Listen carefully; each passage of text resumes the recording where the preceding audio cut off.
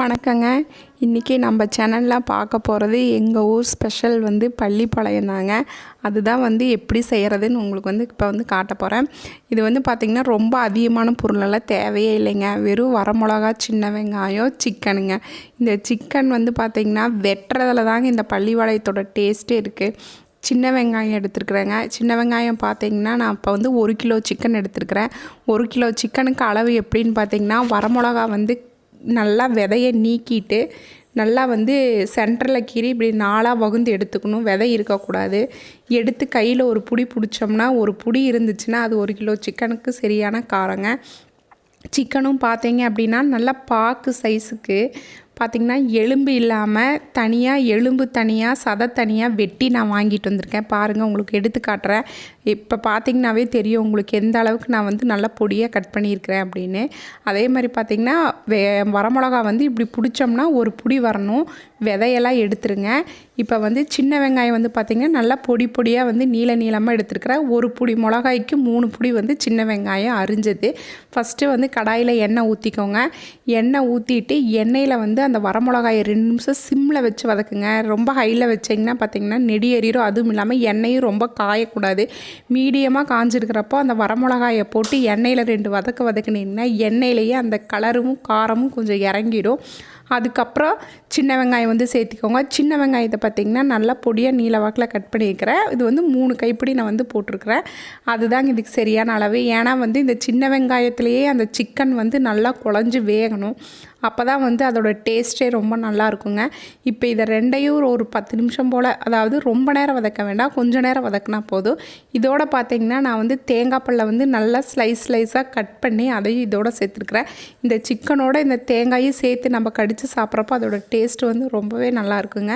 இப்போ லைட்டாக உப்பு போட்டுக்கலாம். நான் இந்த வெங்காயம் வதங்கிறதுக்கு அளவாக மட்டும்தான் நான் உப்பு சேர்த்துருக்குறேன். இப்போ இதெல்லாம் சேர்த்து ஒரு 2 நிமிஷம் போல் வதக்கிட்டு நாம் க்ளீன் பண்ணி வச்சுக்கிற சிக்கனை சேர்த்துக்கலாம்.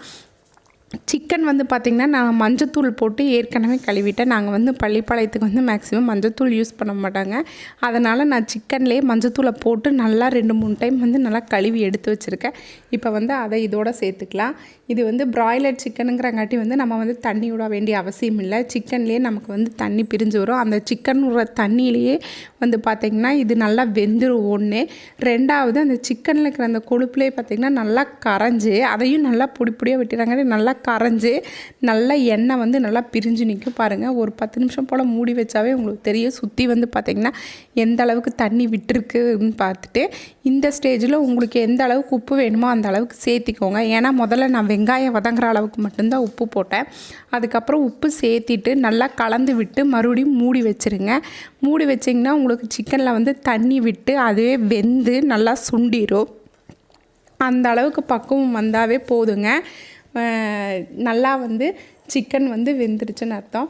இப்போ பாருங்கள், எல்லாத்தையும் சேர்த்து நல்லா கலந்து விட்டுறலாம். கலந்து விட்டுட்டு நம்ம மூடி வச்சிடலாம். இது பார்த்திங்கன்னா வெறும் சூடான சாதத்துக்கு வச்சு பிசைஞ்சு சாப்பிட்டாவே ரொம்பவே நல்லா இருக்குங்க. இதோட நாங்கள் தண்ணி சாம்பார் வச்சுப்போம். இல்லாட்டி வெறும் ரசம், பச்சைப்புளி ரசம் வச்சு இந்த பள்ளிப்பாளையத்தை செஞ்சாவே பார்த்திங்கன்னா ரொம்பவே நல்லாயிருக்கும். பாருங்கள் எந்த அளவுக்கு தண்ணி நல்லா பிரிஞ்சு வந்திருக்குதுன்னு. இது தாங்க ஒரிஜினல் பள்ளிப்பாளையம் டேஸ்ட்டு. நீங்கள் வெறும் சின்ன வெங்காயத்தில் சின்ன வெங்காயமும் வரமிளகா அந்த சிக்கனு 3 சேர்கிற காம்பினேஷன் தாங்க இதோட டேஸ்ட்டு. இந்த மழை காலத்துக்கு இது சாப்பிட்றதுக்கு ரொம்பவே நல்லா இருக்குங்க. கண்டிப்பாக நீங்கள் இதை ட்ரை பண்ணி சாப்பிட்டு பார்த்தீங்கன்னா இதோட டேஸ்ட் உங்களுக்கு ரொம்பவே பிடிச்சிரும்.